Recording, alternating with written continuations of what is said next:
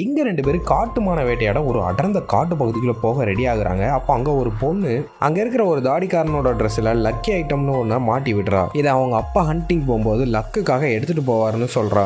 உடனே 2 பேருமே பைக்கில் அந்த அடர்ந்த காட்டுக்குள்ளே போகிறாங்க. கொஞ்ச நேரத்துலேயே ஒரு காட்டுமான பார்த்துடுறான். ஆனால் அவன் இது வரைக்கும் ஹண்டிங் பண்ணாததுனால அவனால் முடியலன்னு கன்னை எடுத்துடுறான். உடனே தாடிக்காரனும் அவன் கையில் இருக்க அம்பை எடுத்து எய்ம் வச்சு அந்த மானை அடிச்சிடுறான். 2 பேருமே அந்த மானோட பக்கத்தில் போய் பார்க்குறாங்க.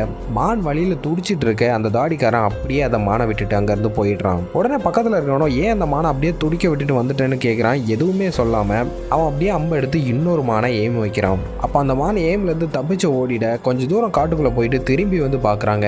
அவங்க ஆரம்பத்தில் அடித்து வச்ச மானை ஒரு காட்டு ஓனாய் அப்படியே கடிச்சு கொதறிக்கிட்டு இருக்கு. இதை பார்த்தது 2 பேருமே அப்படியே பயத்தில் உறைஞ்சு போய் நிற்க ஓனாய் அவங்க 2 பேரையும் பார்த்து பயங்கரமாக உரும்ப ஆரம்பிக்குது. தாடிக்காரனும் அவன் ஷோல்டரில் மாட்டியிருக்க துப்பாக்கியை எடுக்க ட்ரை பண்ணுறான். ஆனால் அது அவனோட அம்பில் மாட்டிட்டு எடுக்க முடியாமல் மாட்டிக்கிறான். உடனே பக்கத்தில் இருக்கணும் வேகமாக அந்த கன்னை எடுத்து விட அப்படியே அந்த கொடூரமான ஓனாய் அவன் மேலே பாஞ்சு கடிச்சு கொதற ஆரம்பிக்குது. இதை பார்த்த தாடிக்காரன் கையில் கன்று வச்சுருந்தாலும் அவனை காப்பாற்ற விடாமல் ஏதோ ஒரு விஷயம் தடுக்க அவனை அங்கேயே சாக விட்டு அப்படியே அங்கேருந்து தப்பிச்சு ஓடிடுறான். வீட்டுக்கு போனதும் அவனை காட்டு ஓநாய்கள்லாம் கடிச்சு கொன்னுருச்சுன்னு பொய் சொல்லி மறைக்க ஆரம்பிக்கிறான்.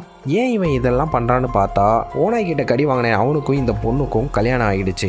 ஆனால் அந்த பொண்ணு இவன் ஒன் சைடாக லவ் பண்ணிட்டு இருக்கிறதுனால தான் அவன் புருஷனை கொலை பண்ணுறதுக்காக தான் அந்த காட்டுக்குள்ளேயே கூட்டு போயிருக்கான். இதை தெரிஞ்சுக்கிட்ட பொண்ணு காட்டுக்குள்ளே போய் அந்த கொடூர ஓநாய்கள்கிட்ட இருந்து எப்படியோ அவன் புருஷனை காப்பாற்றி கூட்டு வந்துடுறான். ஆனால் அந்த பொண்ணு காட்டுக்குள்ளே போனதும் பின்னாடியே போன நம்ம தாடிக்காரன் கொடூர ஓநாய்கள்கிட்ட மாட்டி அங்கேயே